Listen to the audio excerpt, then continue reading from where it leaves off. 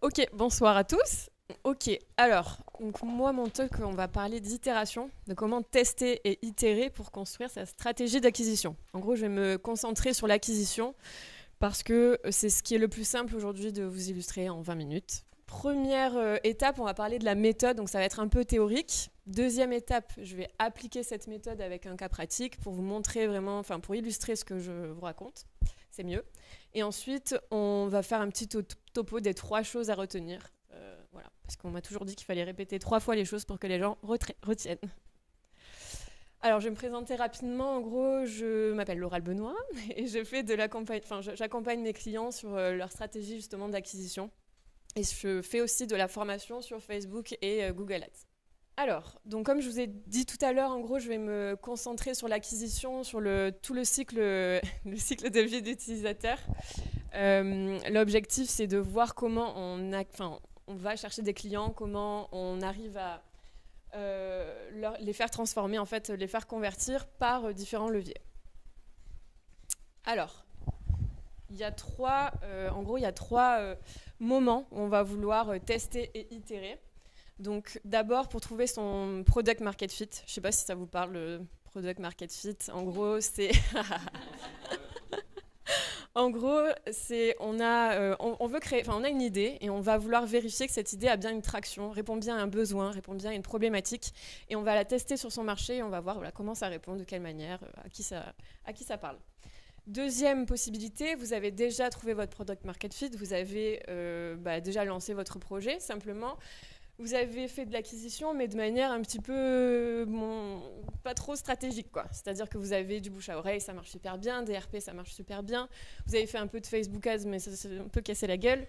C'est le moment où il faut mettre en place une stratégie, il faut réfléchir, se poser les bonnes questions. Et la dernière, on va dire, situation à laquelle vous allez tester et itérer, c'est si vous voulez scaler. Scaler, ça parle à tout le monde ou pas ? En gros, scaler, littéralement, c'est passer à l'échelle. Ça veut dire que vous êtes à un point A et vous voulez augmenter votre croissance, vous voulez passer à un niveau supérieur. Par exemple, augmenter son budget pour une régie pub, par exemple. Ok, donc ça, c'est les 3 situations. Moi, je vais surtout parler de comment mettre en place sa stratégie d'acquisition. Donc ça veut dire qu'on va prendre un exemple où en fait, on a une boîte qui a déjà commencé à faire de l'acquisition et on va voir comment elle va pérenniser tout ça. Et pour ça, il faut d'abord tester et itérer. Désolée, je vais beaucoup répéter ces 2 termes, mais c'est un peu le sujet. Alors, la méthode. En gros, tout ce qu'il faut retenir, c'est que d'abord, il faut avoir un objectif. On ne lance pas ses tests et on n'itère pas si on n'a pas un objectif. L'objectif, ça peut être très simple. Ça peut juste être trouver son product market fit, par exemple. Mais ça peut être aussi très précis. Augmenter de X% son chiffre d'affaires en 3 mois. Ça peut être réduire ses coûts d'acquisition, etc., etc. En tout cas, on a un objectif, on sait pourquoi on teste et on sait pourquoi on va itérer. Ensuite, avant de lancer ces tests, on va prioriser, c'est-à-dire qu'on va lister, pour le coup, là on parle d'acquisition, donc on va lister les canaux d'acquisition qui sont intéressants par rapport à notre projet, par rapport à notre idée, par rapport à notre boîte, tout simplement. Donc on liste tout ce qu'on peut faire. Et on priorise, on va voir comment on va prioriser juste après.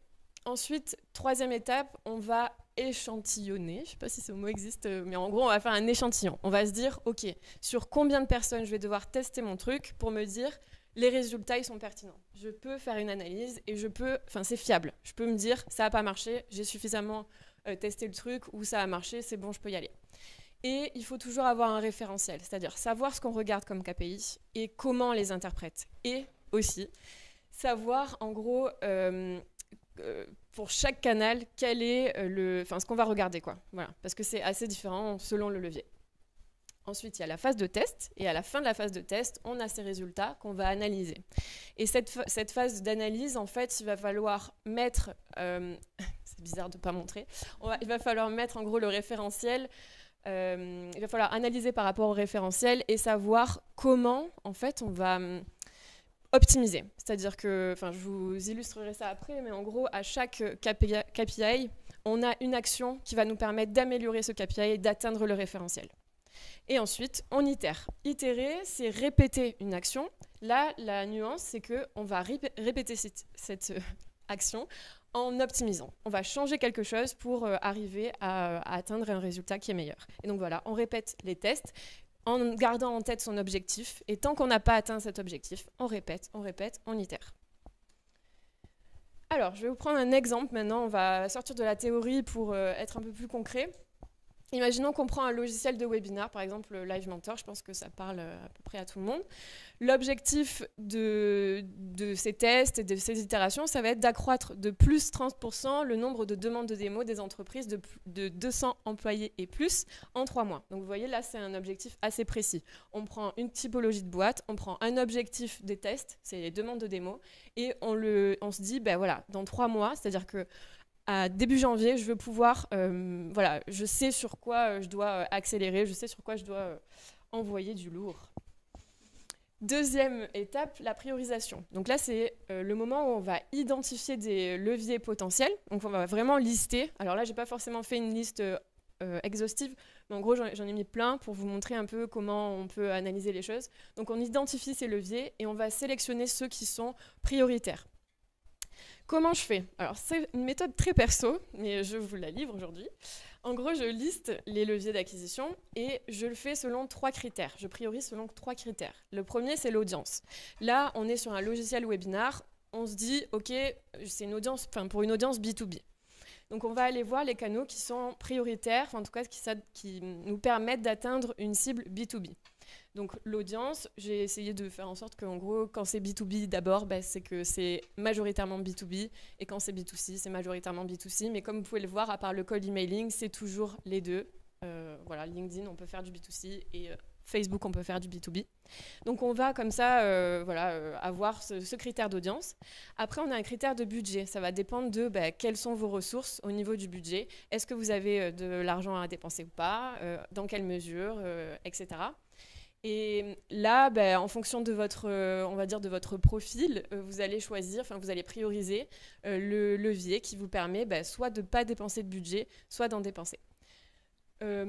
Ensuite, le timing. En gros, le timing, bon, ils sont tous à peu près à 1 à 3 mois. Ça veut dire que ça correspond assez bien à notre objectif, vu que dans 3 mois, on va avoir une croissance de 30% sur la typologie de boîte que je vous ai dit. En gros, ça nous donne que, pour le cas pratique, le premier canal à prioriser, c'est le cold emailing. Est-ce que ça vous parle, le cold emailing? Oui, hein? Ok, super. Donc, c'est le cold emailing. Le deuxième, c'est potentiellement les Google Search Ads. Comme vous voyez, dans les audiences, j'ai rien mis, parce qu'en fait, pour moi, ça n'a pas trop de sens de définir une cible pour ce canal-là. En tout cas, pour tout ce qui est recherche, parce qu'en fait, vous répondez à un besoin qui est tapé dans le moteur de recherche, parce qu'on l'a tous déjà fait. Et en fait, il n'y a pas trop de pertinence de distinguer B2B ou B2C. Désolée, hop. Donc, le Google Search, et ensuite, le LinkedIn Ads. Et après, j'ai mis 2 canaux beaucoup moins prioritaires qui sont le display et YouTube. Donc là, on se dit, OK, j'ai analysé, je vais prioriser. Et donc, je vais vous faire un focus sur le cold emailing. On imagine qu'on a un dispositif où on va faire une séquence de 3 emailing avec un objectif toujours de demande de démo. Et là, j'ai pris par exemple 2 cibles distinctes, des responsables de com externe et des responsables de com interne. Pourquoi? Parce que en gros, l'objectif de ce logiciel de webinar, c'est d'augmenter sur son offre où ces 2 points forts, ces 2 propositions de valeur fortes, ça va être la personnalisation de l'interface. Donc pour la communication externe, c'est intéressant parce que du coup, on va pouvoir personnaliser vraiment ce que voient les gens. Et pour la com interne, c'est plus par exemple le nombre d'animateurs. Si on a envie de faire une webconférence avec 200 personnes et qu'on veut 10 animateurs, voilà, ça correspond assez bien et ça cible très bien les typologies d'entreprises qu'on cible, j'ai dit 2 fois cible, mais c'est pas grave. Alors, ensuite, pour l'échantillon, ici, on va prendre 500 personnes par itération et à peu près, ça dure 1 mois parce que comme on a une séquence de 3 emails, à peu près, si on prend que les jours ouvrés, etc., avec une fréquence à 50 emails par jour, ça dure 1 mois. Et là, on va se poser 2 secondes et on va faire son référentiel. Alors, le référentiel, d'abord, il faut identifier les KPI, les métriques qui sont importantes. Il n'y en a pas 15, il faut en prendre 4 ici. Il y a le taux de rebond, le taux d'ouverture, le taux de réponse, le taux de conversion. C'est tout, on regarde que ça. Le taux de rebond, ça vous parle ou pas? Ouais, ça parle à tout le monde. En gros, c'est est-ce que votre email il arrive à votre destinataire, quoi. Ça, c'est hyper important. Ça doit être en dessous de 5%, voire un peu plus faible. Mais bon, là, j'ai pris des des référentiels assez communs, on va dire, si c'est en dessous de 5%, ça veut dire que votre base est qualifiée, vous allez pouvoir atteindre votre destinataire. Le taux d'ouverture, c'est, voilà, est-ce que les personnes ouvrent ou pas votre email? Ça doit être supérieur à 50%. Le taux de réponse, est-ce qu'ils répondent ou pas à votre email? Parce qu'il ne faut jamais oublier que quand vous envoyez des emails, l'objectif, c'est que la personne converse avec vous, donc elle vous réponde, que ce soit positif ou négatif. Donc il faut que ce soit au-dessus de 8%. Et après, le taux de conversion. Là, j'ai juste fait un calcul. En gros, ce référentiel-là, 3%, c'est vraiment par rapport au business. En gros, en 3 mois, avec un échantillon de 500 personnes, etc., j'arrive à 3%. Donc voilà, c'est notre référentiel. Peu importe, c'est le cas pratique. Est-ce que c'est vrai ou pas vrai? Ça, c'est plus pour vous mettre voilà, dedans, quoi. On teste et on analyse les résultats.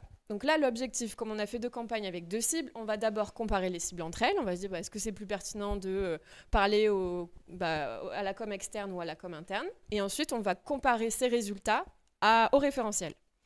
Donc, le taux de rebond, si vous avez un taux de rebond qui est supérieur à 5%, ce qu'il va falloir modifier, ce qu'il va falloir améliorer, c'est la base de données. C'est-à-dire que votre base de données n'est pas qualifiée. Ça veut dire que ce que vous avez fait, potentiellement, vous avez fait du scrapping. Et vous avez mal utilisé votre outil a mal retrouvé les emails, et donc votre base, elle est pourrie. Donc ce qu'il faut faire, c'est soit changer d'outil d'enrichissement, soit utiliser un outil de vérification d'email qui va vous permettre de mieux qualifier votre base. Donc, je ne sais pas si vous me suivez. On a un référentiel, et là, on passe aux optimisations. Ça veut dire qu'on prend son référentiel, on regarde, est-ce que c'est bon, est-ce que c'est pas bon, et on se pose les bonnes questions. Qu'est-ce qu'on doit faire? Deuxième métrique qu'il faut regarder, c'est le taux d'ouverture. Là, le taux d'ouverture, il n'y a qu'un seul truc à modifier si vous avez un taux d'ouverture qui est pourri, soit inférieur à 50%, c'est l'objet de votre email. Vous devez arriver à capter l'attention de votre destinataire avec cet objet d'email. Donc si vous avez un taux d'ouverture qui est mauvais, il faut modifier uniquement cet élément-là, et pour ça, vous pouvez le simplifier, le personnaliser, enfin, en gros, faire des tests, finalement, c'est ce dont on parle. Le taux de réponse. Là, le taux de réponse, ça va être l'email en lui-même. Est-ce que l'email en lui-même, il est bien construit ou pas? Et par exemple, ce que vous pouvez faire, c'est soit modifier le ton. Peut-être que vous pensez parler à des grosses boîtes, du coup, vous avez un ton très formel. Est-ce qu'il ne faut pas essayer d'avoir un ton un peu moins formel?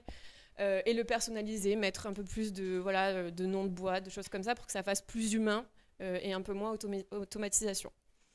Et enfin, le taux de conversion, là, honnêtement, c'est en cascade. Il faut un peu tester de tout modifier. Et potentiellement, si vous avez une page de destination, souvent, parfois, dans les emails, on peut intégrer une page pour que la personne se dise « Bon, ok, je vais piocher des infos. » Peut-être que c'est pas clair. Peut-être que votre offre, elle n'est pas claire. Peut-être que... Désolée. Peut-être que c'est pas clair. Du coup, il faut peut-être modifier ça. Et enfin... la dernière chose, quand vous avez fait tout ça, que vous avez essayé d'optimiser, que ça ne marche pas, finalement, c'est peut-être que votre audience, c'est pas la bonne. Et que du coup, vous n'allez peut-être pas vous adresser aux responsables de communication interne et externe, mais les RH, par exemple. Voilà. Alors, à retenir, en gros, quand on veut tester, quand on veut construire sa stratégie d'acquisition, on a plein d'options qui s'offrent à nous. L'objectif, c'est 1, de ne pas tout lancer en même temps, 2, de prioriser, donc d'activer les canaux les plus pertinents pour vous. Il faut cadrer ces tests. En amont, vous devez savoir quel est votre objectif, quel est votre échantillon, quel est le référentiel, comment, en gros, quand vous allez recueillir vos résultats, qu'est-ce que vous allez en faire en fait? Parce que c'est pas tout de faire ces tests et d'avoir des résultats, il faut savoir les interpréter.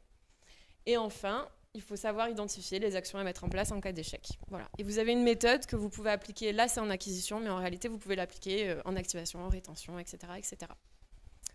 Et je vous ai fait un bonus. En fait, comme on n'a vu que le cold emailing, je vous ai fait un peu les mêmes référentiels sur les autres canaux qu'on a priorisés, et c'est sur une fiche Notion. Voilà. J'ai mis combien de temps ?